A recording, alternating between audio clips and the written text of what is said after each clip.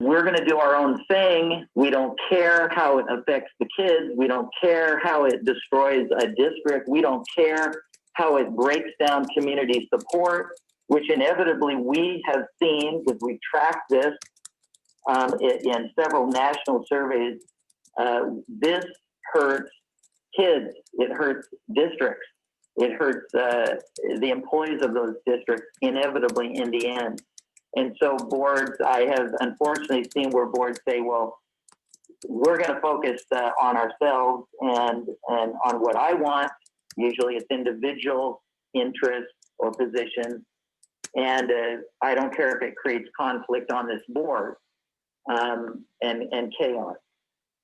When that happens, we see a downward spiral of that district that usually never recovers, or it takes many, many years to recover, and lots of kids harmed along the way. So I just want to remind us that the recommendations that I'm giving you today are predicated upon the concept that this is what effective boards do to make kids more successful, to give you more sustainability of excellent leaders and teachers, and that improve the community support for the district over the long haul, which I think is what we should be interested in. So next slide is just go ahead and just reiterates that.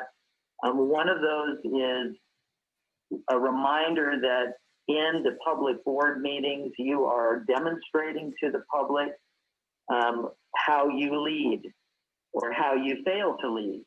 In either one can occur. You are modeling for students that are watching you and taking cues from you about how people should engage in civil discourse and teamwork, or how they do not engage in civil discourse and teamwork. So we see the effects both, whether they're negative or positive. The old idea that what the board does in the boardroom doesn't really affect the kids or the district, we've discovered is not true, and every study that's ever been done has supported that in dramatic ways. So next slide. So the other thing I want to remind the board of, and I probably don't need to remind you of this, but also with the public listening in and potentially the new board members that might be seated in January, I think it's good to have a reminder of these things. So the last thing that I'll remind you of is that we have very powerful forces, both nationally and here at the state level, that would just as soon see this board go away. That is to replace you with appointed board members, or to change your ability to exercise local control. And again, not to put too fine a point on it, but in every state where this has occurred, in every urban district where boards have been taken over, and I've researched this, and there are 40 urban centers where boards have been eliminated and taken over by appointments, city council, mayoral control, etc. In every single case, the primary evidence that drove that change was the behavior of the board in the public board meeting. That is that people watched the board, and when they came to the conclusion that this board is incapable of working together, this board is chaotic, this board is in conflict with each other, therefore we can't expect to have a movement forward in a positive, productive way. And so the conclusion is elected boards don't work very well, and therefore that system needs to be replaced with appointments or other controls or other models. And so this is a good reminder, I think, of us that what you do, and I do agree with another, I think Trustee Ford said this as well. I agree with your statement. This is a critical time. I think people are watching, and I think what you do next will determine what happens, both for you as a board and moving forward for this district. And I say that a little bit, I'm taking a crystal ball out a little bit, But I'm saying that based on my experience with many other urban boards who have gone down this pathway. And we see what has happened with them, and it's pretty much been consistent across the board on what has occurred. So I am hopeful and optimistic that this board is ready and willing to move forward. So next slide. Some of the things that, again, are consistently discovered in the research, as a reminder, is that boards that are effective in their board meetings focus on direct instructional topics. They do not focus on the minutia of the district. They do not focus on operations and management, arguing and carping and fighting about those topics. They're consistently discussing and ensuring that the direct instructional topics, the progress of your strategic goals, particularly the learning targets for students, the instructional educational targets are the main focus on the most effective boards. And then this idea, the last one, is about bridging and bonding, which is the idea that very, very effective boards consistently work together. That is, that they focus more on the bonding between themselves as a board than they do on bringing in, external information or external interest. Certainly the bridging is also important, especially during certain times, as you learned last time, but the bonding is actually the most important. It actually trumps or overrides the bridging activities, the outreach activities. The next slide. All right, so then the last thing, the last slide, which is just a kind of a reminder, is that this is what we see when I've said I've worked with other boards and that have had challenges in these areas and have chosen not to move forward to get better at these. What we see are the things that are listed on this slide. We see that the improvement systemically declines. We see that boards that insist on overreaching, which means they want to go infuse themselves into the operations of the district personally and individually. They take board members that take upon themselves to monitor how operations and management are going as a personal matter rather than as a whole board action, ends up actually backfiring. We actually do not see those districts improving those problems. We see the problems exacerbate because the system is sort of bypassed or end run, and therefore the system can't kick in and employ. So problems are hidden from the superintendent and other supervisors because matters are being handled on the ground instead of being worked through the system. So therefore you have no evidence to actually respond to for remediation or even removal of those individuals that aren't doing the job very well. So you actually remove that, the chances of that happening when we have individual kind of monitoring. We also, though, see that boards that are showing chaotic behavior and also overreach or trying to individually and personally do things outside the board, their tenure on the board shrinks dramatically. They're very high percentages where those board members don't stay on the board. This has led me, because the public simply don't like to see this type of chaos on a board, and therefore they tend to, in subsequent elections, they tend to actually unseat board members who are displaying those kinds of activities, despite what you might have heard when you were running for office. And by the way, that's also very predictable. The public generally tells you, we want you to do this, and then when you get on the board, if you do engage in this kind of individual monitoring and not working for the board, then ironically, the tenure of those board members usually goes down, it lowers. And so you can see, I won't go through all of these. The other one I'll mention though is that the turnover of the superintendency, if it begins to get too frequent, then we see a direct link to student performance decline, and the loss of staff members who simply don't want to work in an organization that's in constant chaos, where they don't have consistent leadership, they don't know what to expect from one year to the next. The goalposts keep changing. And so your best and your brightest then eventually say, hey, I don't need to stay here and put up with it. I can get a good job elsewhere, and they do that. And that's the other fear, is that the cycle, for boards that I work with or that I've studied, if we don't see the board make a change, sort of plant a flag in the ground and say, we're going to do what it takes to make a change and to begin to work together, we see this escalate in a downward spiral with this constant superintendent turnover in those districts and on all the subsequent things that occur from that.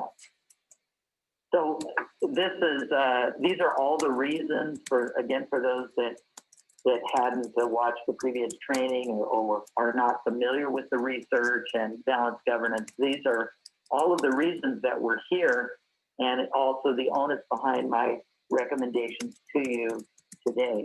The next slide.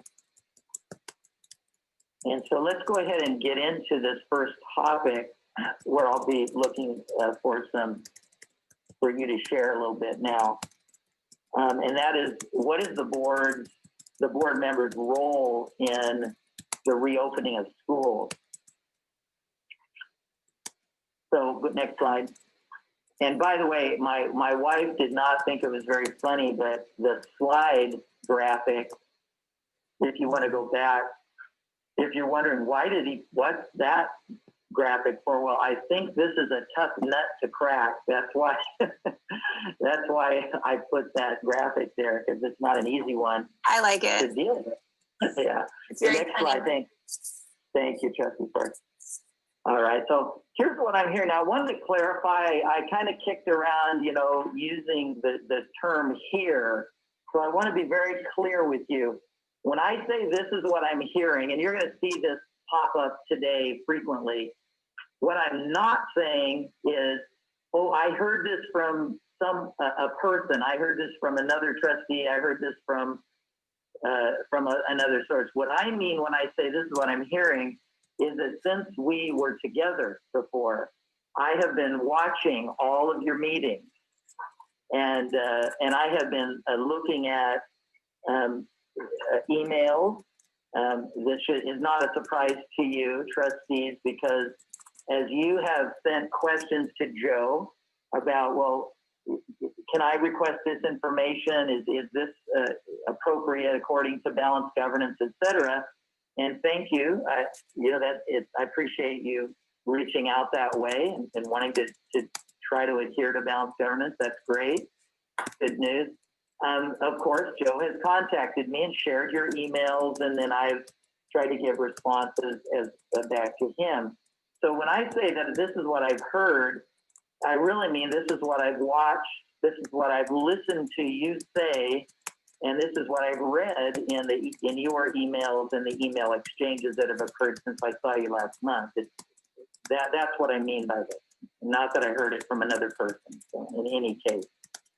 So the things that I've seen, read, and heard is that trustees are making inquiries and expressing concerns about various individuals within the organization. So the focus seems to be quite a bit on the internal organization, the school district, in this case. So next slide. What we know is that effective boards, again, hate to say this, but effective boards don't do that. Effective boards focus on bringing in the voice of external constituents. That is, they are voted into office by the public, by the community, by families who have children in the schools, and they rely upon you as board members You know, in fact, the institution of the school board itself, the very foundation of the school board itself, was developed, designed, and created so that normal, you know, rank and file people, you know, moms, dads, business people, professionals, just normal people that might have kids or grandkids in schools, that are out in the community, that are not infused within the organization, but that listen to and have the experience from the community, that they would bring that voice of the community into the school and the district, and that voice could be used then when all of these decisions are being made, so that the public are saying, yep, we're being heard. What we want for our kids, what we want for our family is being heard, and they're considering that when they're making these decisions. That is the role of the board, at its very basic level. It's you as the public, the community representative. And so effective boards know that, they understand that, and that is their focus. The next slide.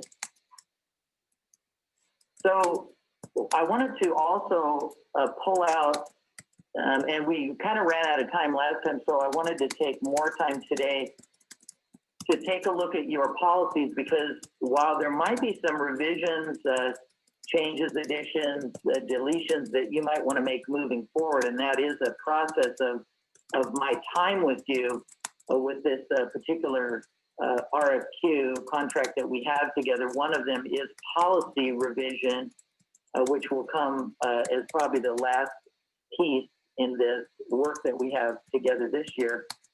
But you have some policies in place, and I think it's important that we review those and that we understand them. So what I'd like you to do is, and you might want to take this document and have it handy, because from now on, for the next several hours, we're going to be using this document a lot. So if you will take this document that's entitled Governance Policies, and it has a theme number 1, Balanced Oversight Role. So if you could open that.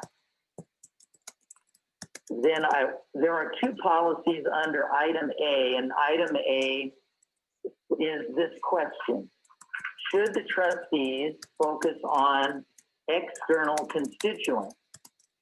As a trustee, what does your policy say? And so just so you can translate this, you'll see in the brackets is your policy. The first one is governing policy 2, and it's item number 1. So if you were referencing back to your policies, that's where you would find this language. And so I'd like you to just read those 2 excerpts from your policy, because I think they speak to this issue a little bit. And then when you're ready, after you've read it, I'd like you to respond, you know, to what is this policy saying to you? What are you reading here in terms of representing external constituents? And then just go ahead and when you're ready, feel free to queue up. And are you going to manage this, Trustee Gross? Is that the plan? Okay, great. So then the response is, when you read these policies, what are they saying to you in terms of the question that's in front of you? Should the trustees focus on external constituents? Now, I've told you what the research says, but I want you to look and see if your policy is clear about this topic. This is an existing policy that you have approved and have committed to follow. So what does it say? Go ahead. Thank you. I think it says what we kind of have been saying that we want to do. It just seems like there isn't a process to support that. So it does say that we should be representing the families and our constituents and saying, based on what I'm hearing, based on emails I'm getting, based on the unique needs in my community, and we're on the topic of reopening schools. And what I've heard families are going to need to be successful And what I've heard from the medical community and what I've heard from the people who are in the schools and know how schools operate and how a virus might spread in an actual school, this is what I'm hearing. And it reflects into this new policy that we're trying to create, a new plan this way. And it matches our strategic plan, and that it's student success, and that it's, et cetera, et cetera. And then it mentions here in GP 4.2 that we shall refrain from individually and privately monitoring the implementation of policy programs or operations processes. Totally agree. What I take privately monitoring to mean would be something like contacting somebody like a department leader and saying like, hey, what's the plan? What's going to go out to principals? What kind of directives are we going to be giving for teachers? Or I want to use this curriculum. I want to make sure that these rules are in place before anything goes out. That's the kind of thing that we all agree we should not be doing. But it does seem like we, in initiating or approving new policies or plans, that we should be heavily communicating what our constituents and what our communities want and what they've cited that they need to be in that policy or in that plan. So that's what I'm taking from it. Thank you. And we're going to get to this. There's a little bit of that you shared, and we'll be getting back to this and focusing even more on it. I think there's some care that you're going to want to take in terms of the definition of community here. I can tell you, because these are balanced governance policies that I presented in 2016, that this is not internal constituents. That's not what it's talking about. It's not talking about going and finding your own expert or your own research. That mom and dad with kids in school are, for the most part, they have an interest in what they want their children's experience to be and their fears and concerns and all that. And that is completely appropriate, and that needs to be brought to the board with no apology. Mm-hmm. But it's quite different than people that have, a conflict of interest or have a personal stake in things. I think we need to, this is not what this policy is referring to, just for clarity. Can I just have a follow-up when you're finished? Yeah, so I think there's somebody else in the queue that, yeah. Do you want to follow up, 30-second follow-up, and then I'll go to if we just want to maybe address this in a little bit. I guess I totally agree what you're saying. We should always listen to like what parents want, what the people who are stakeholders are saying, and not necessarily experts. I totally agree with that. However, it reminds me of that quote from Henry Ford. Not saying I agree with everything Henry Ford did, but he said if I had asked the people what they wanted, they would have said faster horses. So sometimes I think that we have to consider that maybe the people who were asking what they want might not have the correct answers. So we have to be listening to what they're actually asking for. So if they're saying, almost like this thing with micromanaging, if they're saying, I want this, this, and this, I want my kids back at school, I want this, I want whatever, like why? So what do you really want? Do you want connection? Do you want your kids to succeed academically? Do you want your kids to, like, what are you really asking for? And that's kind of goes with everything I'm just hearing it with reopening schools right now.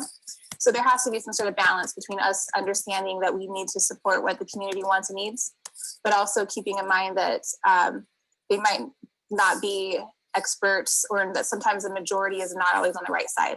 So we do have to balance that with expertise and with our own research, and not just the people who are given to us to be experts, but we do have to have some sort of responsibility to make sure that we're learning appropriately. So that's yeah. Okay. Well, we'll address some more of that later. So yeah. Trustee Walker and then Trustee Ray. Thank you, Madam President. I think in looking at our policies here, Dr. Ellsbury, one of the things again that I wanted to bring to the forefront is not so much that our policies don't already say what would be most effective for us, but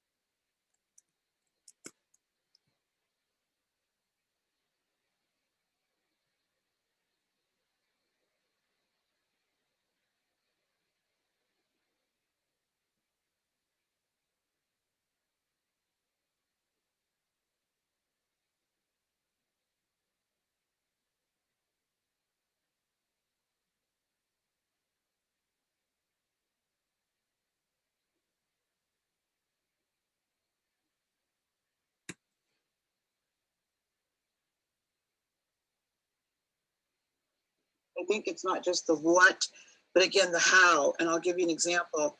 For example, when we're looking at something, we're saying something, I'm hearing this or I'm hearing that. What I like to do so that it's very clear, let's say that I have a message that I want to, or something that I want to communicate to the superintendent, instead of just saying, I'm hearing this or I'm hearing that, I like to give him evidence and maybe just take off the identifying information and just saying, I've received 4 messages on this, I've received 20 messages on this, and here's what they're saying, and then give it directly to the superintendent so he can see what it is that is coming in. And I think that that sometimes can be much more effective. The other thing that I wanted to bring up is that I think that we need, and I think we're starting to do that, Dr. Ellsbury, right now, as far as having a clear understanding of which constituents we're talking about, because I think sometimes it can get a little bit muddy as far as the crossover between internal and external. And this would have to do sometimes with our collective bargaining groups, the organized parent groups, and as such. So that's all I have for right now. I might have a follow-up a little bit later. Great, thank you. Trustee Wright and then trustee Gorby. Thank you. So when I read these 2 policies, use the knowledge of families and communities, and I feel like that means our school communities, our PTA, our PACs, our different clubs, and their judgment as to the district's progress of the board vision. It doesn't say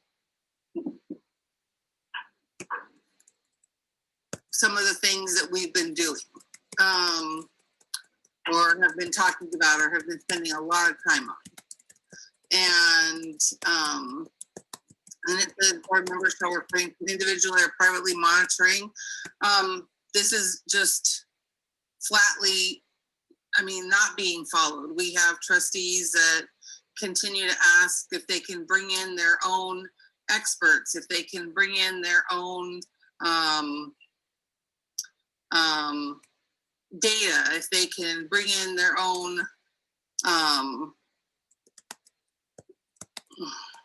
monitoring information. And so in my view, these 2 policies are completely not being observed by the board. It's very frustrating. While I am on the way out, there's a lot of institutional knowledge that myself, Linda Young, and Chris Garvey have, that some of the new board members have completely had no interest in learning. Yeah, let's just focus on the topic, okay? And if I might, sorry to stop you. What I'm saying is that, meaning talking about the policies and the communicating with families and things like that. They have had no interest in us giving them some historical or guidance on some of. If I might, Trustee Wright, if I might, I just want to stop you there because we're kind of getting in. We're actually kind of breaking our own rule here. I remember the idea about bonding and working together as a team, and so I don't mean to be rude, but I just feel like we're getting into now critiquing each other. And I'd prefer if you left that to me to do that. I have the luxury of being able to do that as an outside, consultant. And so if all the trustees would just please let me do that level of critiquing, and just let's stick to the topic that's at hand right now. And I think you shared that you didn't feel that the focus has been on outside constituents, that there's been a lot of focus on internal constituents. And I think we got that message. So I'm sorry I got lost. I hit the wrong button to mute. So sorry about that. That's okay. All right. So is there someone up next? Trustee Garvey, do you want everyone to weigh in? Yeah, if you want to weigh in, of course, and there'll be lots more opportunity to weigh in, but of course, yeah. Trustee Garvey? Thank you, Madam Chair. So I believe that all of us want to embrace that first part where we're, you know, bringing the knowledge of our families and stuff like that. I think there's a blurred line, like some other trustees have said, about what actually is that focus group. Because some of our teachers are parents with children in our district.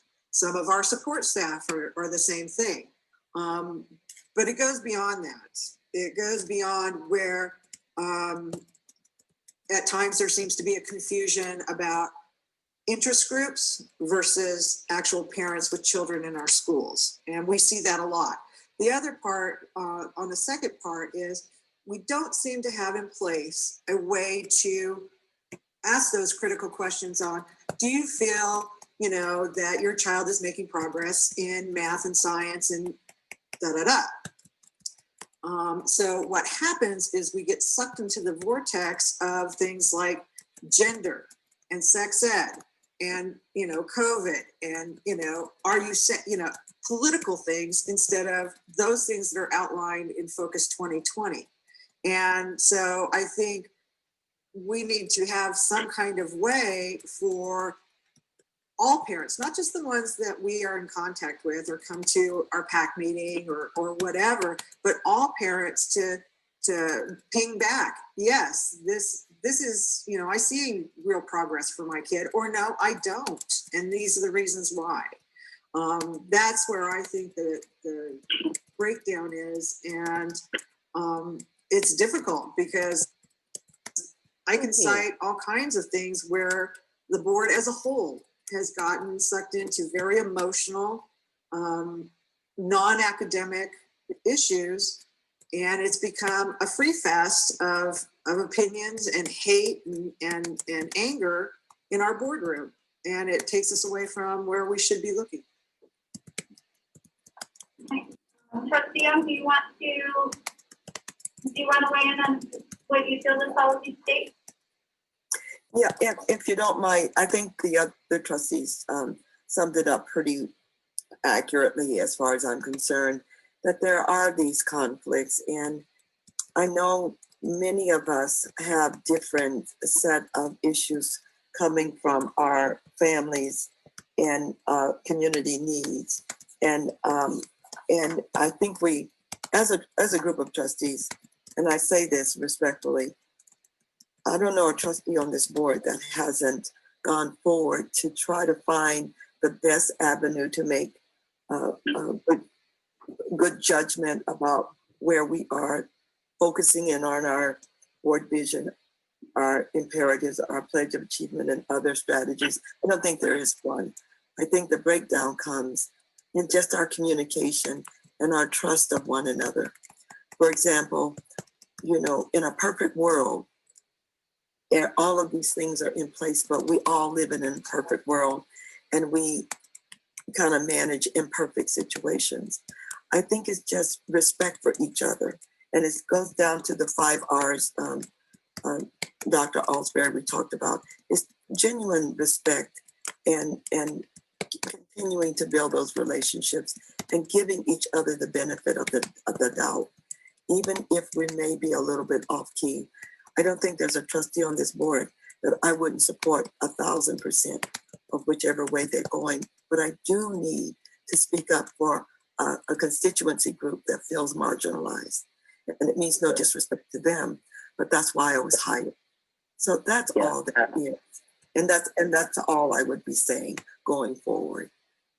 Yeah, absolutely. And of course that fits, in my opinion, Dr. Young, with this policy. It was speaking for a community constituency voice is the focus of this policy. So I think that's right on. So thank you for those words. Yeah. And then I'll go and just to add my 2 cents here. I kind of agree kind of how Linda's philosophy is kind of method. Again, in terms of classifying and qualifying kind of what comes in to what, you know, what folks are trying to communicate with you. I think that has been the easiest, most, I feel, unbiased way of doing it is just how many folks are saying one thing, another thing, add up the numbers. But something I grapple with sometimes because there are certain groups that do speak pretty loudly. And I feel like there are definitely groups that sometimes are marginalized like that, and something else mentioned. So it's definitely always a push and pull in trying to make sure you're giving every constituent their fair share of time and ear space, brain space.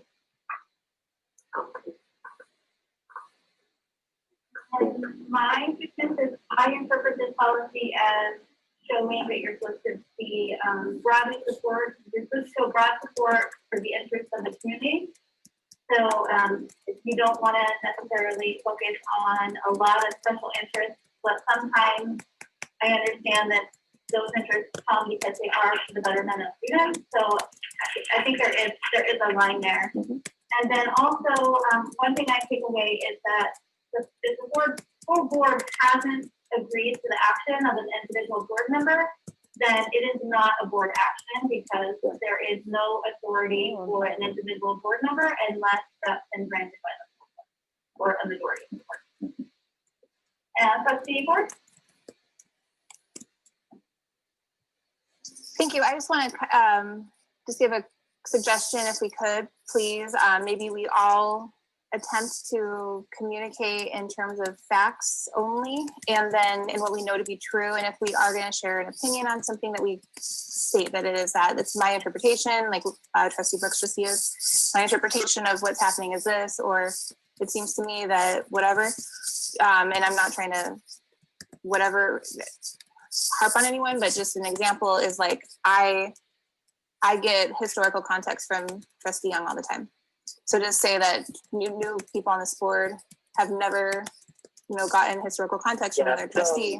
Not true. Remember, Trustee Ford, I'm sorry, but again, we're breaking our own rule. So okay. I shouldn't have used an example, but if we could be mindful. Okay. It's just hard to continue forward if we feel like we're all giving information that might only be true to one person, not everybody. Good. And thank you very much for that, everybody, all trustees, because that is one of the things that in my opinion, that Dr. Young, this idea of respect and relationship development, it's going to be critical that we check ourselves. So it's always fine to say, let's do this better, let's do that better. But do it, talk as a team, so I would really avoid, as tempting as it is, to the kind of critiquing of each other and that it's usually not productive. So thank you, everybody. Let's go on to the next one. Now we've got a lot of these, so, we'll probably run out of time today, but thank you for your sharing. That was the easy one, by the way. That wasn't even the difficult one. So let's get to the next thing. So in your meetings and over the course of this last month and the emails and various these things that I've read and seen and listened to, I was hearing at times where trustees were making some inquiries and also expressing concerns about internal entities within the district and specifically various different staff. Things even like people's pay. People aren't paid enough. We got to make sure these people are paid more that work for the district. Job responsibilities. Are we overworking people? Certain groups that even were identified within the district. So it wasn't even a writ large, all employees need to be paid more. That's a fair thing. We're teachers, right? But no, it was cherry picking specific groups from within the organization and saying, well, they ought to be paid more. I was hearing some trustees talking about health concerns, but it was going further than just general health concerns, but it was about how are we protecting certain staff members' health, and particularly with the COVID issue. And then I was hearing requests in my opinion, and remember, I'm looking on as an outsider. I was reading and listening, and what I was hearing, and by the way, I just want to remind you that you can bet if I was hearing this, then the public was hearing this probably, whether you intended it this way or not. I was hearing actually some what was verging on some almost directives to the administration about how contracts should be negotiated, what should be in the contract, how they should be revised, improved, etc. And then also about the amount of input that was being given to staff. So in all of these things, this focused on staff, on teachers, on support staff, on administrative staff, administrators within the district, etc. So the next slide. So okay, so are you guys saying you're not hearing me? Can you guys hear me? Fine. I can hear you. Yes, okay. Okay, there was a message that popped up that said that I couldn't be heard, and so I just want to make sure that wasn't the case. So what does our research say? What do effective boards do when it comes to that? And this is going to be, for some, probably difficult, and you may disagree, but I'm just, again, telling you this is what we see in the research with effective boards. As tempting as it is, they do not serve as spokespersons for staff. Just, I don't know how to sugarcoat it. It's just not the role of the board. There are entities within the district that serve that purpose.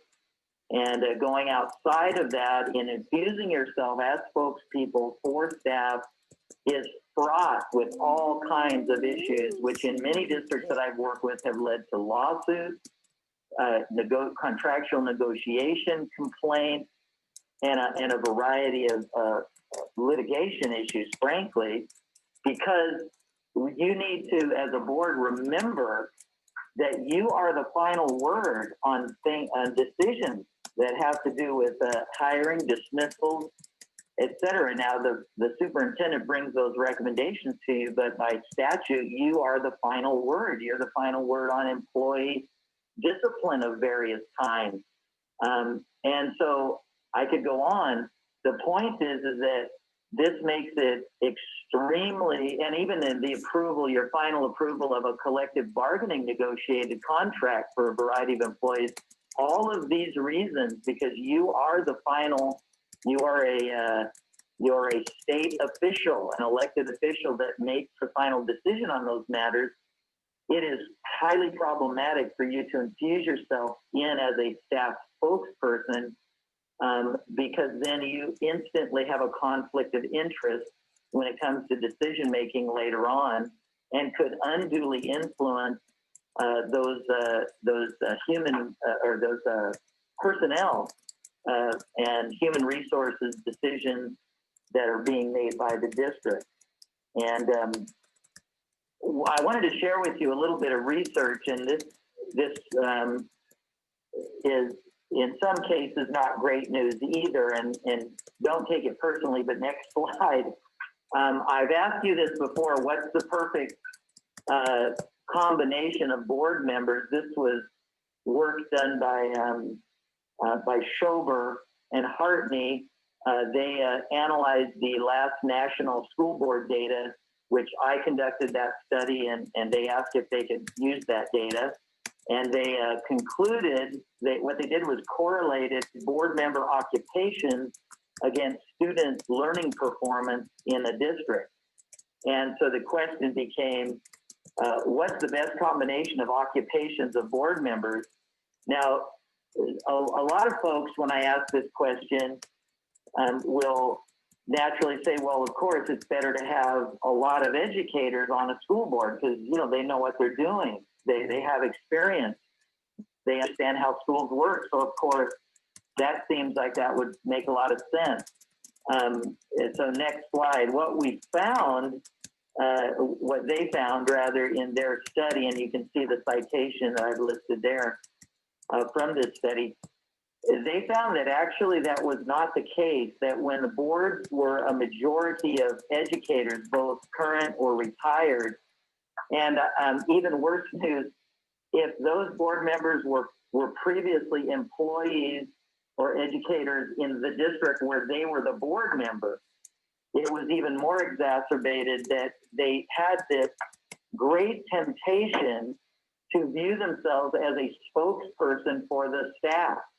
They were, I'm going to protect the staff. You know, I used to be an educator and I know how it was for me. You know, maybe I didn't get paid enough or I was overworking. So therefore, I'm going to protect the staff. And so what we found nationally was that these boards gravitated toward being basically a board that was almost like an arm of the of the union, where they were constantly trying to protect staff, administrators, teachers in the district. And the problem is that in addition to the things I just mentioned, because it's an immediate conflict of interest and a potential legal issue, the bigger problem was that it took their focus off of focusing on students and the strategic goals and the instructional methodologies and the curriculum and all of the things that we know have the larger impact on student performance. Now, and I know because I've had this conversation before, so just let me preempt what you might be thinking. You could say, well, wait a minute, no, because if the teachers are happier, then that's going to produce the higher performance. And we don't find a direct correlation there. I hate to tell you that. There is an obligation for, of course, for us to have employees being treated well and paid enough and that type of thing. But the much more direct correlation for student performance improvement is actually the board focusing in on those strategic goals and instructional matters, not focusing in on, you know, how staff contracts are playing out or being the pay or the conditions of the staff. Although that isn't unimportant, but it is not what moves the needle that we found. So what I wanted us to do then, because your policies do speak to this issue, and so I want to turn, so next slide, I want to do the same exercise and have you read on your own your policies that do speak to this. And so you'll see in the handout governance, your governance policies, should the trustees serve as staff spokespersons. And you'll see there's quite a bit here. It's all of the items on this and the next page that I think in one way or the other sort of address this issue. So I'd like you to read those and then get in the queue. And what I'd like you to respond to is, what is the policy saying? That's my question. Even more than, here's what I think. Because, again, we're as a team, as a board team, what we think individually is secondary to what your agreed upon policies say. That's what you've committed to following. And so my question really is, what do you see your policies saying about this issue?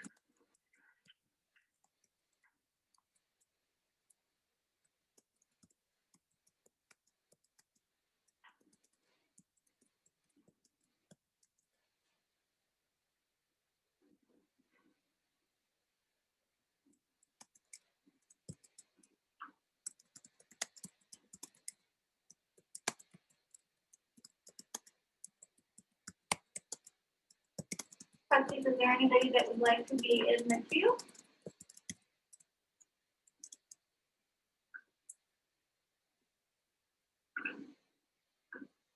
I mean, I'll have myself with you. Just kind of reading through our policies, again, there is that focus more on the family community side versus internal staff.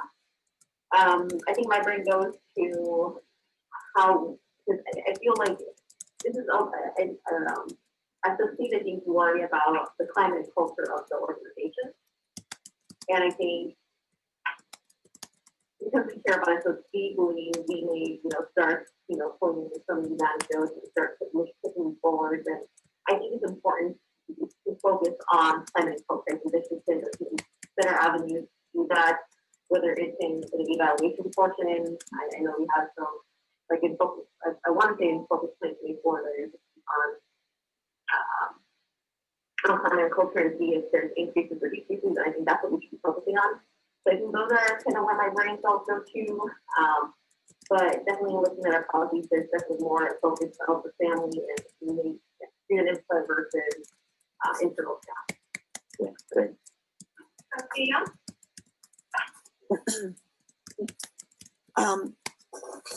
So under should the trustee serve as a staff spokesperson, I agree with everything under from GP2 to GP4 to all the fours, the A and the D, everything on here. What I appreciate is almost at the very end.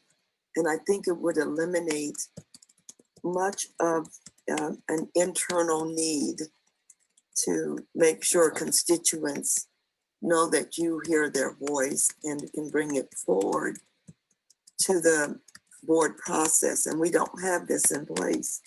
For example, I'm going to look at under E. I'm sorry, 2 on the next page of 204. Under the last sentence or the first sentence, the expansion of the external committee service should be planned during a board work session, at least annually. And then this one, board members shall report briefly on relevant and significant issues raised by external entities during a scheduled time at each board meeting. And then seeking to involve family, community in the schools and the educational process. I think what happens is many of us as board members, and I know our hearts are always in the right place. There's not a person on this board this is not true of. But there is not a place where board members should report briefly on relevant and significant issues by external entities during a schedule. There's none. If you look at our board agenda, there's a place for superintendent's communication. Then if any of us try to bring up a concern from a constituent or from some external entities, we're shut down because it's not on the board. If we just had that little part at each board meeting where I as a trustee or my constituents can bring something up without violating open meeting law or whatever, all the regulations, I think that would go a long way to making us come together. And I'm on my way off the board, but the trustees feeling like they have a voice. To a large extent, as a trustee going off the board, I've had to, as you call it, sell and tell, because I never felt I had a voice, or my voice got voted off, or it wasn't on the agenda, or you can't say that by the attorney. So I think this would be a great one if it's added, that will keep things kind of within the framework of the board meetings. Right now, it's not there. So that would be my recommendation. Yeah, thank you, trustee. And if I might, I appreciate that very much, and I think that the theme is with trustee Cebeda's comments as well. This doesn't mean that there's not an avenue by which that can come forth, but it's how it comes forth. It's very much what you're describing. So is there a place for the board to have data on the culture, where you survey all of the staff so that everybody has a voice on the staff and it's anonymous, and you ask questions about, you know, how is the culture and how do you feel supported and all that. Of course, that is a natural broad piece of data that would, I believe, make sense to include at least in when it comes to evaluation time, or when you're assessing your strategic goals. You have a strategic goal on the culture of the school, of course, that comes forward. So it's bringing it forward in the appropriate way, and appropriate to me means in a broad way, and that is that you find and I think there are vehicles where you can get input from the staff writ large, everybody on the staff, everyone deserves to be heard from. And then you can have a much more objective and broad sense of where the district really is, where the staff really is. And then you certainly can make decisions, recommendations, suggestions on how to improve that as per your strategic goal. So I don't share this to shut that down, but I think the way that we've been doing it is has not been very helpful, in my opinion.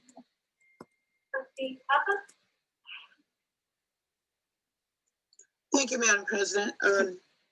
I want to bring up on all of this, as far as B, on serving as a staff spokesperson, even just the verb that's used there, serving as, I think the answer there is pretty evident that it should be no, but something that I don't see woven into all of this that I think that we constantly need to bring up. And I'm going to take Dr. Osbury's suggestion in speaking basically like making through examples, broad examples, and that's the factor of communication. If through all of this on B, if there is not good communication throughout our entire team, 7 trustees and the superintendent, I think that's when things start to go down the rabbit hole. So let's say that somebody is following protocol as far as all of these factors here, but there is not mutual communication, like say a board member is not forthcoming or open about what they're trying to do, or maybe they go behind the superintendent's back or whatever. It has to work both ways. So I'm going to give a couple of really quick examples here. So under GP2, number 3, when it has the sentence, reflecting the needs of the district students, the families, community values, and perspectives, that can be done broadly without getting into the weeds. But again, if we don't have mutual communication, that does not work. I'll pick another one here. I'm going to try to just pick from the ones that are highlighted here. Let's see. GP 4.2 down at the bottom, number 9.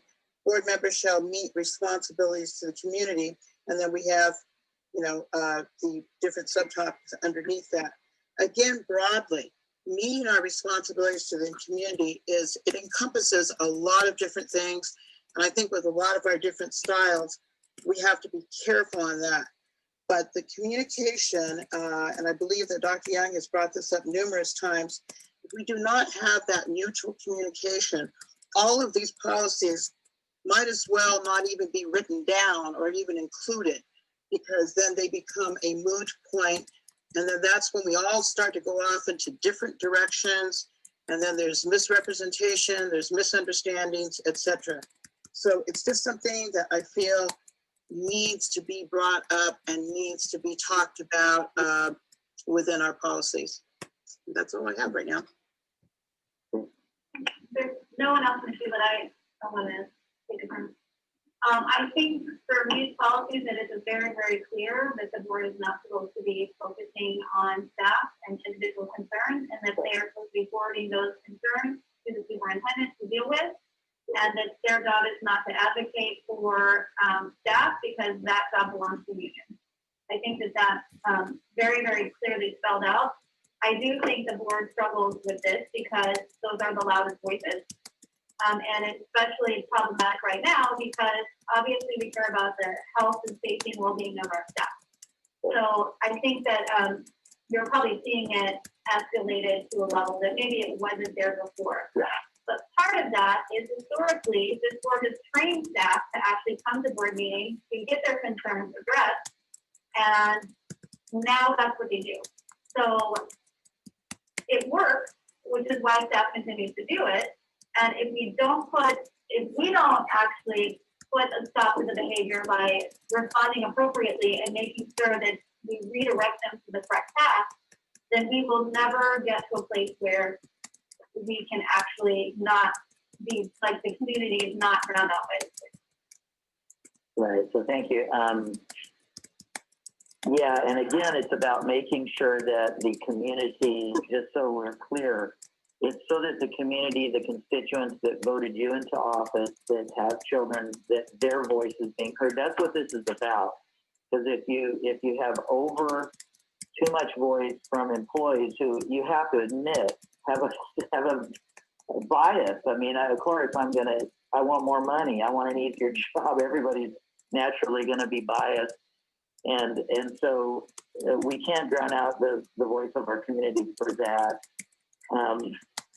So I do think that that's the key, is that we're making sure that our community is being heard in what they need and what their children need. And of course, those of us who work in the district, that's what we get paid to do, is to deliver to the community what we're being paid to do. And it is a job. And so, like in any job, as it's been stated, there are avenues, there are procedures, there are ways that I can file grievances. I have representatives. I can bring my own attorney in, to et cetera, et cetera, et cetera. There's even a civil avenues where I can press it through the court if I really feel as an employee I am not being treated right. And I think those avenues are the direction that the board really needs to allow to happen, allow to go through. I think it's important. I want to point out this, it wasn't brought up by anybody, not to pile on too much. And I know this is a difficult one for the board, for any board member. This is a common challenge. Your governing policy 4.2 number 6B, and I'll read it for the sake of those listening on, that the trustees recognizing that individual interactions with employees of the superintendent lack authority except when explicitly authorized by the board. So I think, again, it's very clear that you don't possess individual authority, and the purpose of that, of kind of trying to hold to that, is that when you do have a message to go that could influence the staff, let's say, on culture or even the contract, because you do approve that in the end, it needs to be done as a whole board, is what I'm trying to get to. So it doesn't mean that you lack the ability to positively affect the staff that work in the district. You do, but it really needs to be done through the whole board making policy decisions, and even then approving contractual decisions. That's how you get things maybe improved for everybody in the district, all the staff. I mean, that's the only fair way, in my opinion, to do it. And that is what we see the effective boards do. So, oh, yeah, go ahead. I'm sorry, I didn't realize that. Trustee Birdie, Trustee Wright, and then I'll come back to you, Trustee Murray. Thank you, Madam Chair. I really think some of the comments that you made, Trustee Brooks, about training people on the appropriate avenues to get that message is one of the biggest challenges, and probably one of the most important things that this board and its future needs to do, because again, so much oxygen is sucked out of our meetings by the special interest group. Way really heavily or the other. It's all supposed to kind of weigh. It continues to say, you know, responsibility to the community needs, dialogue with family and community. And I think sometimes other interest groups tend to monopolize the conversation. And so I think we do is while we're retraining ourselves, we need to be in the mindset of retraining and putting up boundaries again for the people. You know, thank you for your comments, that kind of thing, but not necessarily deep engagement, because nothing can happen except on the dais with all of us there. Trustee Ray, Trustee Young, you want to close this out? Yes, just, and thank you for the trustees' comments, because I think that's kind of where we all really want to be. We want to be balanced. We want to be in agreement. We want to be in support of one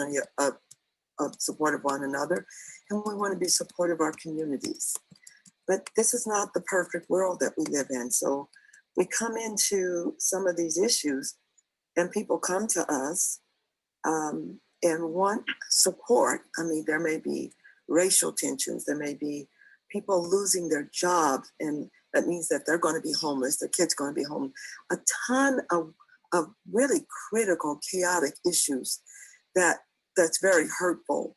And of course, our job is to bring this to our board, or bring it to the school district, or bring it to someone that can help. And for us not to really get into it, because it does create those kind of barriers and difficulties of us working together. So my comment is this, and I want to just be brief. My comment is this: as well as we want to follow all of these wonderful guidelines and rules, it's wonderful, because it would be easier on us. The real world, this doesn't happen.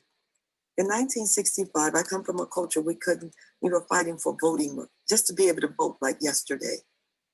And it took chaos and protests and demonstrations and everything to get policies and laws and guidelines changed, because fair-minded people weren't being fair-minded.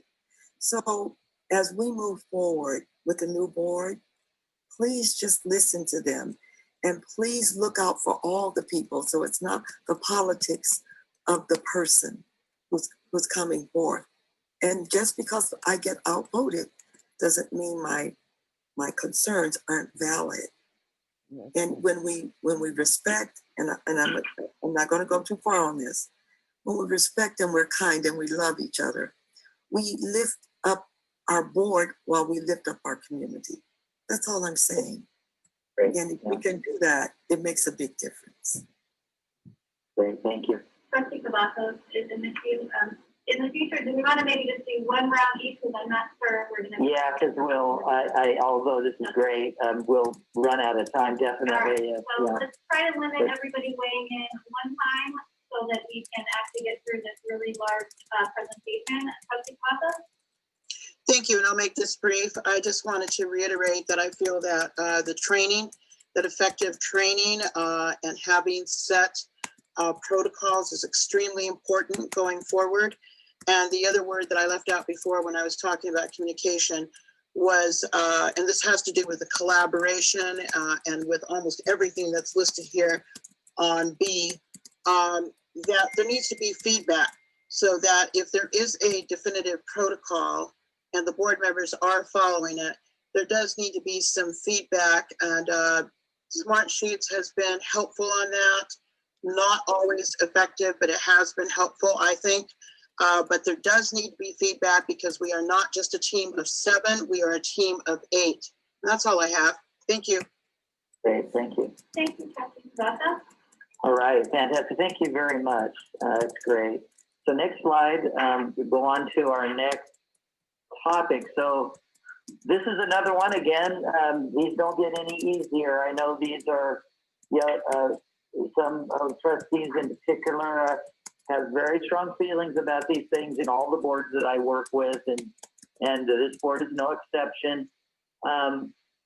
What I'm hearing is that trustees are talking about Well, should I bring in external data? Should I go do my own research on the side about what districts are doing?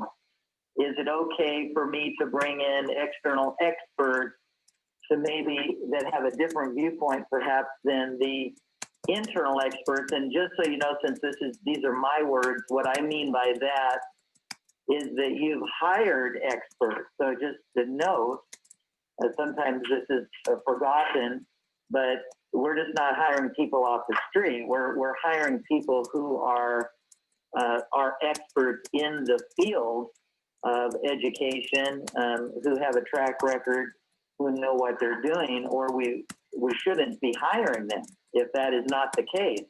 And so we have to go into this as a board, presuming that the folks that we've hired are in fact experts in the field. And so that's what I mean by internal experts. That is the folks that we've hired to be our experts, to bring us information as a board. And then the question of trustees, gathering data from staff, and that kind of bleeds over on the conversation we just had. So we may not need to go into that explicitly. So let's take a look, next slide. So what are we seeing that affected boards do? The next slide. What we see affected boards do is they ask for and rely on broadly collected and vetted data. So this does, by the way, just so you know, this activities does not preclude a board member from bringing information in that could be helpful to the district. This is not an exclusion of that, but it's more of how is that done, and then also being careful about the data that we are bringing in not being biased. And so I'm putting my researcher hat on now, and I want to state what it might be obvious, but I think it bears repeating. You cannot get an objective read on what the group think or what people think if you only listen to an N of 5 or 6 or 10 or even 100. You've got thousands of employees and you've got thousands of community members. They all have an opinion, and they all have a strong opinion, and they all deserve to be heard. They do not deserve to be shut down just because they didn't happen to be in that group of 8 or 9 or 10 that met with you. And so the very effective boards, what they do is they're very good at coming up with procedures so that the data that they collect is very broad, so that they hear from as many people as they possibly can in a situation that's not biased at its inception. And so that's one. The other thing that really effective boards do is that if they have input as far as programmatic input and the like, that's okay, that's fine, but they bring it through a central communication conduit, whether that's the board liaison or the superintendent. They bring that outside of the meeting as a helpful thing. And then that information may in fact be unknown by the district, possibly, and the district can then act upon that new program or that new input that board member has shared. The reason that effective boards do it in that way, though, is because to not do it in that way appears, whether it's intentional or not, and sometimes it is intentional, but it appears that the board member is leveraging for a particular program. So you're breaking the cardinal rule of giving a directive overreaching into instructional programs. You ought to use this program. You ought to use that program. You ought to use this contractor. You should not use that contractor. And again, now we're even, when it comes to contractual matters, we're even getting into legal issues, because if you know full well as trustees that a contractual just like when you hired me, the RFQ is written, it is blind, various people can apply, and then you make a choice. That system is put in place to protect liability against the district. And so the minute that a board member individually says, well, why aren't we looking at that business or that vendor, and instead of using this vendor or that vendor, you're instantly in a very, very dangerous position from a legal standpoint.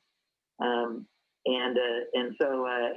you know that because routinely in state statute, it says that if a individual trustee has any vested interest in any kind of a vendor, a company, or someone that would benefit from adopting a particular program, even a curricular program in the school, that you really need to recuse yourself from voting, even voting on that issue, because you're inherently biased, because people that you know or love or are associated with could benefit, or you could benefit personally from that. So because of that, those dangers, and because you don't want to give the impression to people that if I want my particular program or my particular product being sold through you as a trustee, effective boards just don't share those things in an open public meeting, because it instantaneously indicates that you have bias and that you're basically trying to sell a product for somebody else, which I think you would agree is you want to avoid like the plague, literally. And so again, we're back to the process. Can you share? Yes, but it really needs to be done outside of the board meeting, so that we don't have those negative consequences that come along with presenting it or trying to sell it inside of a board meeting. So go to the next slide, please. So the next question is, should trustees focus on, or you could strike those words if you want, should trustees personally collect external data that they're bringing in? And it turns out that there are a few policies your policies that do speak to this issue. And so I thought it would be helpful for us to read those and see what does your policy say about this. So if you look at item C, the question, should a trustee collect external data or focus on getting externally collected data to make their decisions? If you would read those 4 policies that speak to that, and then I'll be interested in what you are reading. What do you see your policy saying here in terms of this item?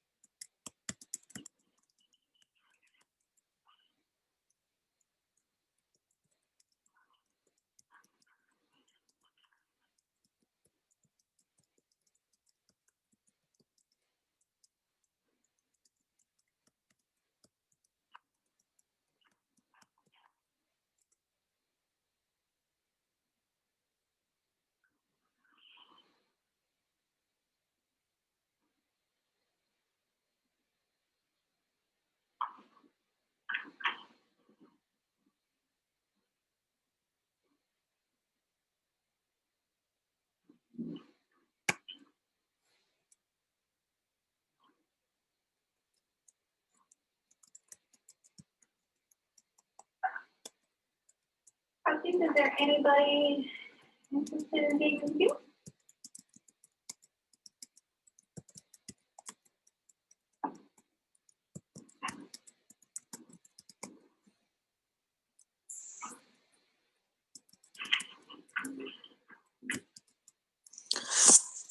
This is trustee, I'm sorry, Linda, you can go first and then I'll. Oh, no, join after you. go ahead. I was just gonna say, I know that with the superintendent bringing that information. I feel that at some point the board should have some kind of consensus as far as saying, and we would like to have you include something from the Council of Great City Schools or this or that. But it can't just be one person that dictates that. It needs to be kind of like a majority of the board to say, also bring information from this area or this area.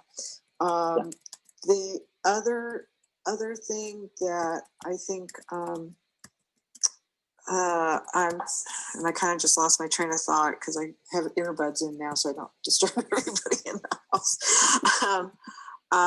Is trying to figure out how we're going to get that other information to make our decisions and how it, how it's received and that, so that everyone can share in that. Everyone, even in the community, understands where the data came from and that their voices were heard in that also. So I think that some of it, if the main thing that I was thinking about comes back, then I'll just jump back in for a second. And if I might, I know I'm barging in here, but yeah, I had meant to mention that. So thank you, Trustee Garvey. This does not exclude that, and the effective board, that's how they do it, is what you're describing. It's not, we can't bring in other information that we want to have as a board so we make a good decision. But yes, it's that you do that together, that you request it. So it's a matter, instead of, well, here I got some information and I'm personally bringing in, it's you make a request of the superintendent and their staff. We would like to see this information. We would like to see that information.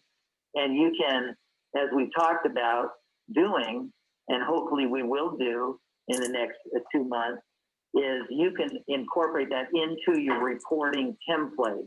So you can even formally say, we would like these external additional pieces of information to be brought in to help us make our decisions. So again, it's not shutting off the opportunity to do that, but it's the way in which we do it so it doesn't carry with it potential negative consequences. Right. And because I think for everyone, nobody likes to be ambushed with data that they haven't even been able to look or review. And that comes from all sides. I know all of us hate that. Oh, at 4:45, additional reference material with like 4 sheets of data has just been provided. It's not enough time to internalize that information, nor is it when a trustee brings something to share with everyone during the meeting, because there's just not enough time to internalize that, to have a discussion that's meaningful or fruitful. Thank you, Trustee Garvey. Trustee Young? Okay, and I think this is a really important. All of them are important, but the should a trustee focus on external collected data? I would say balance. That's what this whole thing is about, is being balanced. And I wanted to go specifically to the whole thing about trust. In any working relationship, it's always about trust in believing the information that's being presented to you. And over the years, we've had some challenges on that. And I think it's always something to work toward. And to look at what's being presented as authentic, and that you don't have the time to go back and research what's being presented to you. So you want to trust, you want to look at the talent that's being presented to you. You want to make sure that the equity, the diversity, inclusion brings in all the diverse people when you look at the data, and that it is balanced. And I just want to go down to GP 4.2, number 2, and then the number 12. It's based on information received from the superintendent, which reflects the progress of the need for improvement toward the board vision, the strategic, and all of that.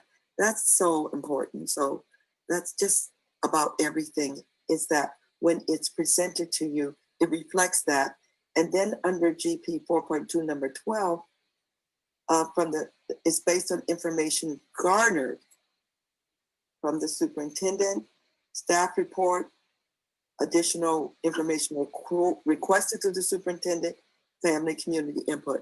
If all of that happens, I think that just takes care of any concern about having the need for anyone to jump ahead of this process and bring in information when these components under 4.2 are implemented or incorporated.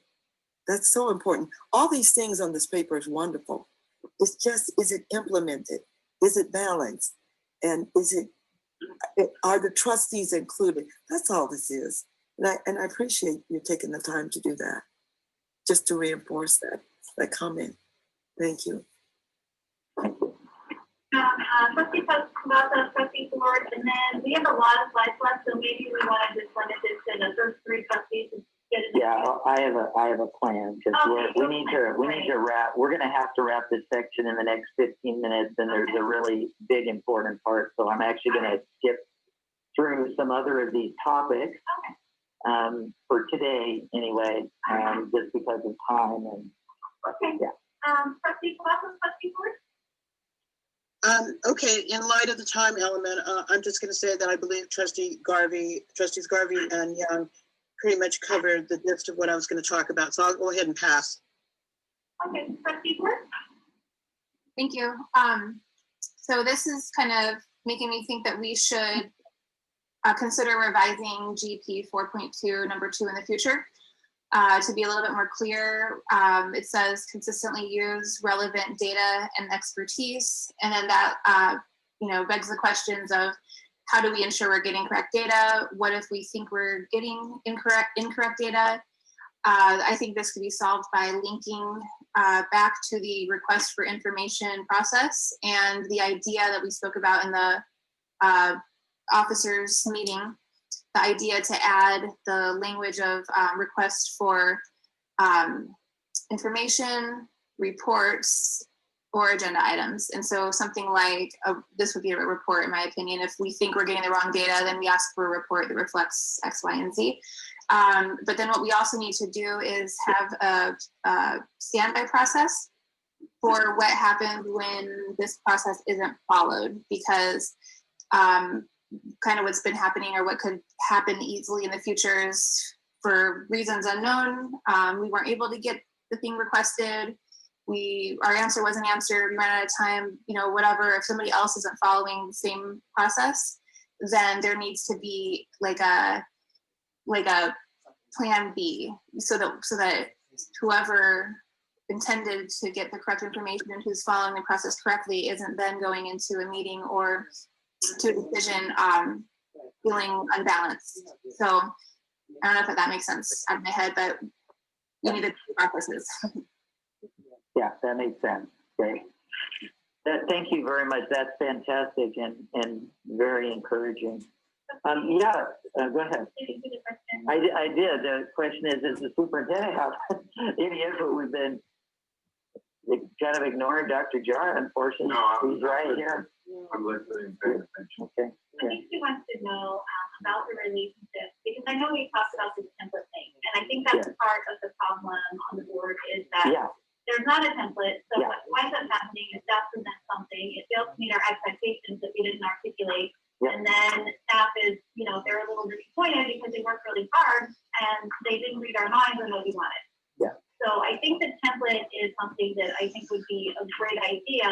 And once we have something like that, then we have some more boundaries and we know kind of, does this meet our expectations that we stated prior? And I think that will clear up some of that. Yeah, I totally agree. And that's if there's a theme for today, that's the theme. It's going to come out all day long. In all three of these topics that we're covering is having a shared understanding, communication, a clear process in place. So before you go on, could you just clarify, because I think part of what Trustee Wright's saying is sometimes there might be a request that comes like at the end of a presentation, as a request for information. Sometimes it's not terribly relevant. It's not in the goal of the board. Right. So what, I know we're going to get to request for information, but let's say staff is presenting a topic and one board member says, I want you to do such and such and such for the next presentation. Even though we have a template, I could still see this happening. Yeah. How would the board respond? And then does the superintendent have to comply with that request? Yeah, so a great question. And we are going to get to this in a great deal of detail, because one of our whole topics is requesting information and then what happens in the follow-up. So we'll definitely be talking today about that a lot more. But first of all, as has been stated by all of the trustees that have shared, in the absence of a clear understanding, a process, a template, all of these things happen. And we're all frustrated, you know, and we're just trying to do our best. And so this does bring great clarity. So we have to, now let's pretend that we have it in place. This means that requested information has come forward already outside of the board meeting, that information has been requested of the superintendent through the board liaison, that information has supposedly been provided in the report. Now, and so I'm going through this to help understand that the goal is that this is much less likely to occur, because then if individual board members on a report, for example, on a piece of information, come back and say, I don't think the information is in this report that we wanted or that I wanted, then that you can send it back to the drawing board, so to speak. And this is where the response or the procedure is that you have it in enough time so that you can give that feedback. And if there's a consistent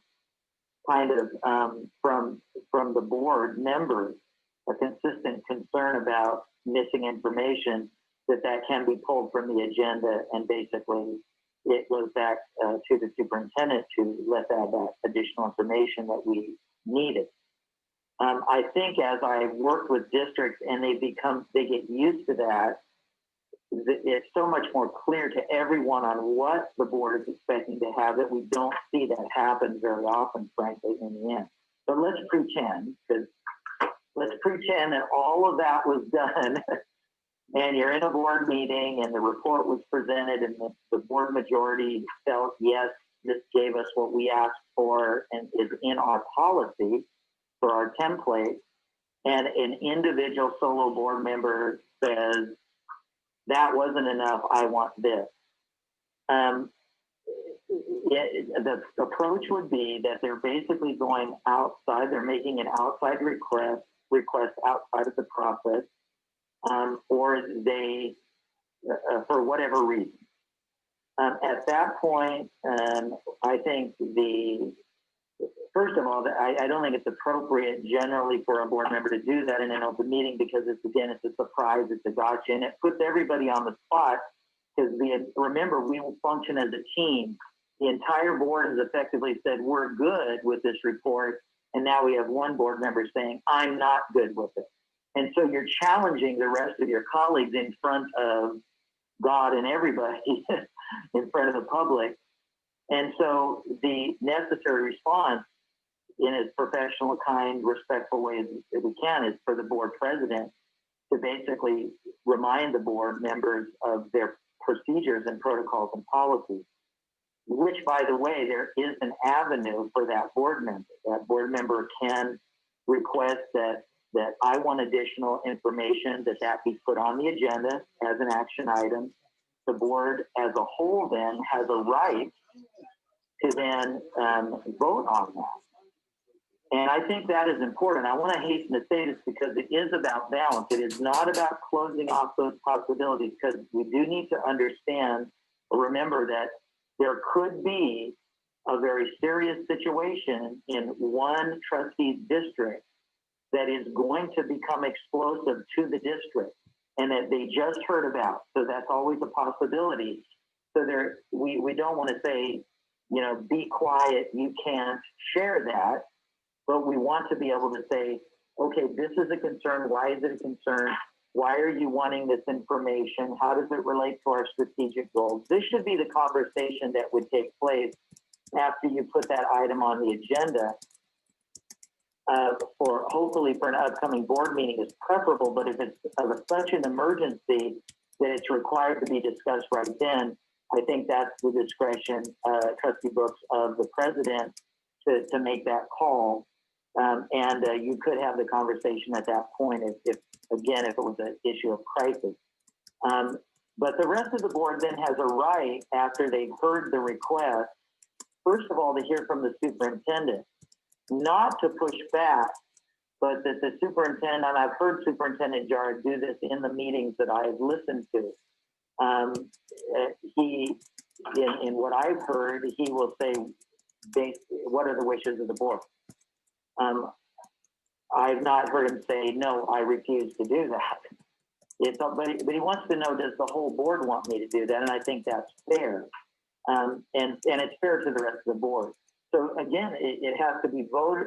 You have to be able to hear from him so that he can say, I'm willing to do this. Of course, you're the board. You're in charge here as a board. But let me share some stuff with you. If I give you this information, this is what's likely to happen, okay? There's some information that, do you have a right to have it? Well, yeah, you may have a right to have it because of the public information access that we all have. But is it beneficial to the district? Even questions that seem innocent. Sometimes an innocent question I've seen lead to extreme controversy in a district. For example, specifically surrounding money. If you just, I just want to know how much like spare money do we have laying around? I can guarantee you that one or all of your unions, that's going to be the next conversation. They're all going to be calling the superintendent and saying, oh, if you got money just laying around, we want to raise. And then you're in a renegotiation fight because, you know, that information has been, the information in an open board meeting, the presumption is that there's just money laying around. And so my point is, I'm making up a scenario that I've heard too many times, frankly. That's why you need to allow the superintendent to say, okay, I can get you this, but this is the likely thing that's going to happen. And that the superintendent can then say, also, you need to understand that this is going to be the impact on our current timeline. So then our programs are going to be delayed. Our movement toward our strategic goals are going to be delayed. I'm going to have to hire additional staff to produce this additional report that you want. I'm going to have to put extra time, pull staff off of other projects to do this. I think the board needs to hear that information. And to this extent, I would encourage any superintendent to not be, you know, too shocked. I think sometimes superintendents are reluctant to step out and say these things. But you can't be reluctant because then you're robbing the board of necessary information.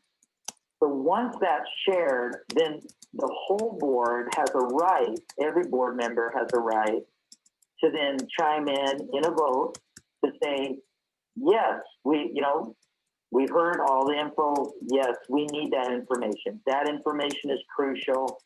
We need to have it produced and present it to every board member, all the board members, not just one. Or the whole board has a right to say, with all due respect to the one board member or the two board members who are requesting this, this really isn't information that we need right now. This is not information. We don't want to go off in another direction. We don't want to use resources that pull us in a new direction. We don't feel as a group that this is crucial. And so, that's the vote. And remember that the policies say that the superintendent does need to comply, but based on the directive of the whole board. And the policies explicitly say that the superintendent is not obligated to respond to a directive by an individual board member. I mean, that you just don't have that authority. The there's any confusion on that. So that's a very long answer. I apologize for that. Okay, you have another question. Trustee Yeah. Cavazos wants to know if staff presents information that conflicts with the superintendent that was given at a briefing or on a one-on-one call, and that presents an issue, how should you handle receiving information from staff? Yeah, well, first of all, going back to our previous conversation, I think you need to be really careful about turning yourself into a conduit for a staff concern or complaint. There are other avenues that staff have to lodge a complaint, to bring some kind of a concern based on their contract, their job, what they've been asked to do in their job, and all that, and all the legal entanglements to that necessitate that we be, as board members, very, very careful in not telling staff if you have a conflict that you can come to me and I'll serve as your spokesperson to resolve that conflict. We don't want to be. Trustee Cavazos, chime in. I think you can clarify her question. I just read what her question said. Oh, okay. I'm sorry. I'm off on the wrong track. I'll just jump in there. Yes, I didn't want to waste Dr. Ellsbury's time. That's not what I was referring to at all. Definitely not representing a staff member or anything like that, or a contractual issue. I was talking in general, as far as you asked us to do, as far as if there is a conflict and it's maybe been a group one-on-one call, because there's usually 2 or 3 of us trustees on a call. And so our understanding is that this information is going to be presented. And then when we get to the board meeting, the staff does not present that.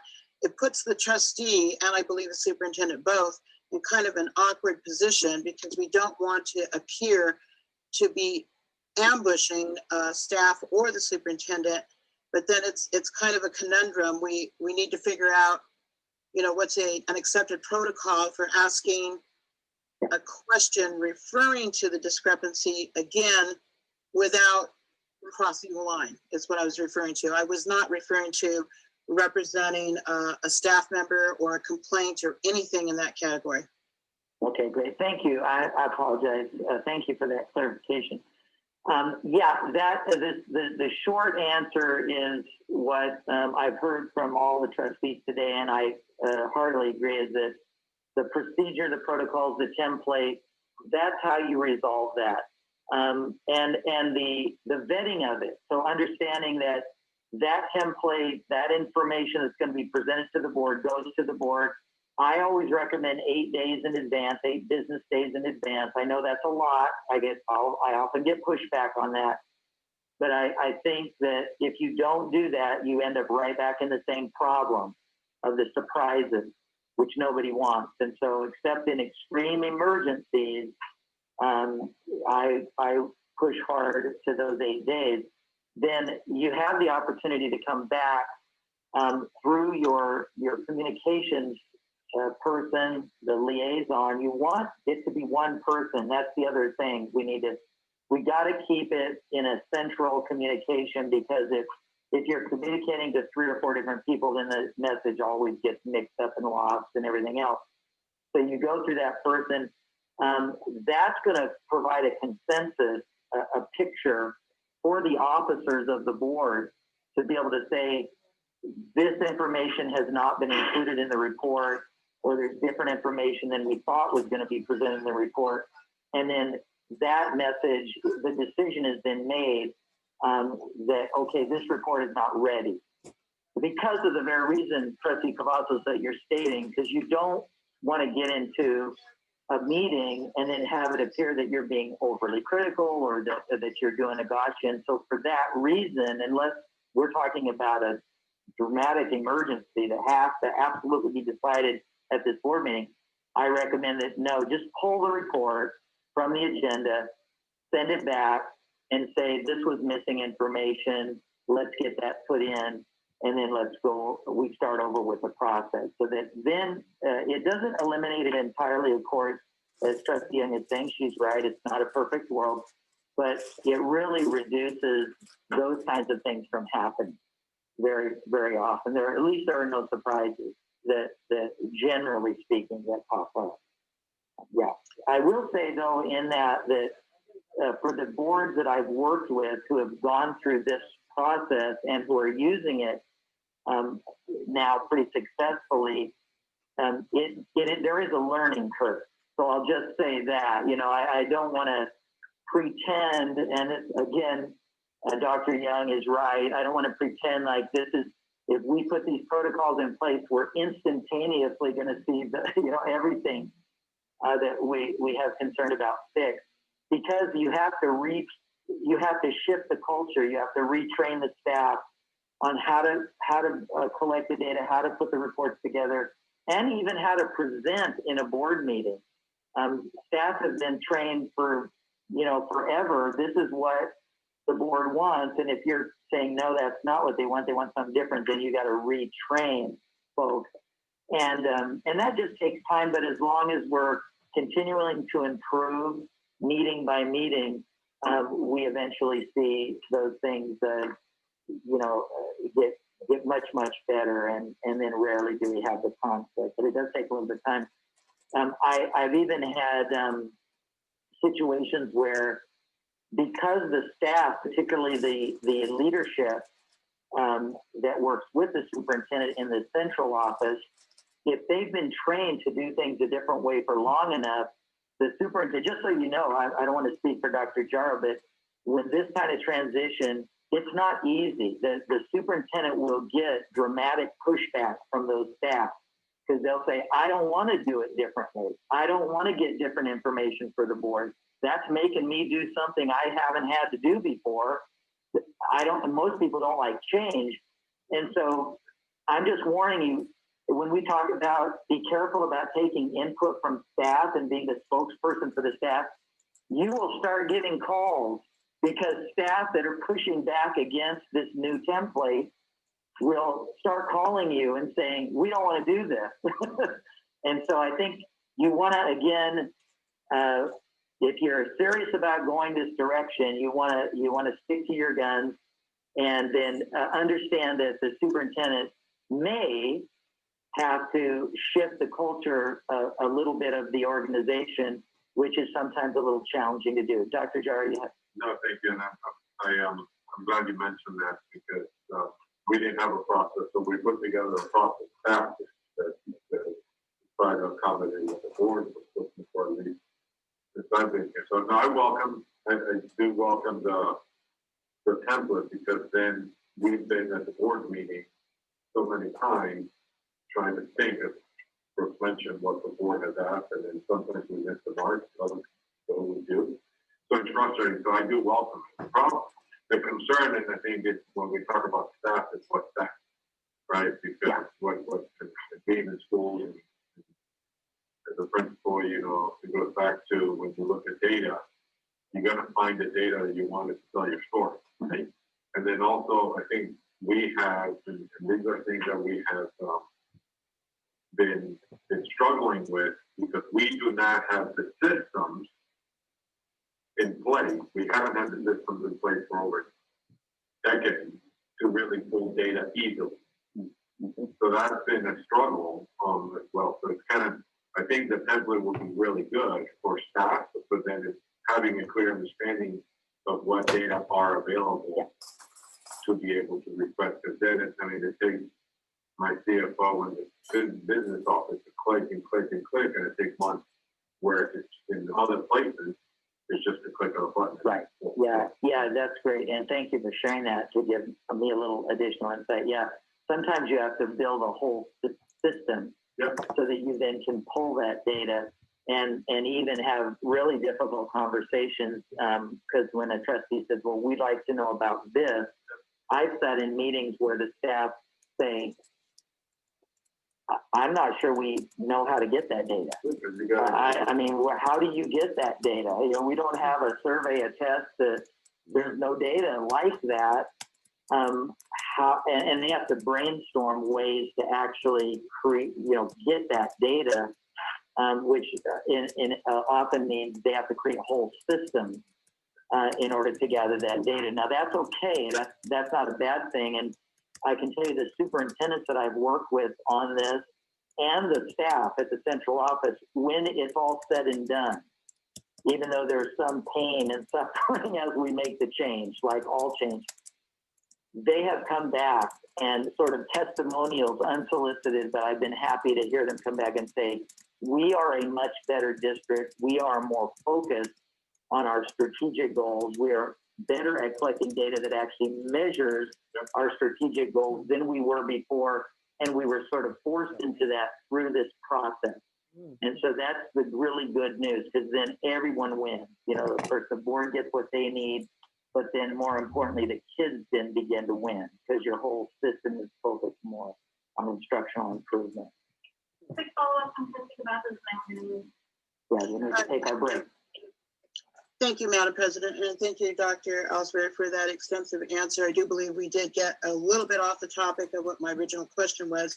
I do want to say that I think that there are a lot of things that can be solved and made better by the template, but one thing that I do want to bring out of your answer just right now was, 8 days or enough time, as Trustee Garvey had brought up before, because it's very hard to vet if you have 1 day, 2 days, if you're lucky, or a very, very brief time for decisions that are going to impact thousands of families, students, employees, everyone.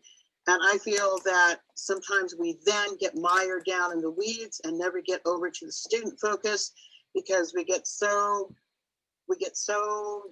configured, I don't want to say configured, stuck in the quicksand of these details, that if we would have had sufficient time to go over the staff report and be able to get back to the superintendent or to whoever he directs us to, a lot of this could be solved. So with a very important meeting coming up on November 12th and a very tight timeline, I want us to really be cognizant that you're telling us that effective school boards do have sufficient time to look over these materials. Thank you. Great, thank you very much. So we need to take a break. I know I do. So let's go ahead and do that. We're a little bit over our time by about 15 minutes, and but we will get back on our schedule here. And so we'll take about a 15-minute break. Does that sound okay? So we'll recess. It's 10:27, and we will take a resuming at 10:45. Okay? Yeah, that sounds good. Everyone should try to come back like 2 minutes early so that we can start on time.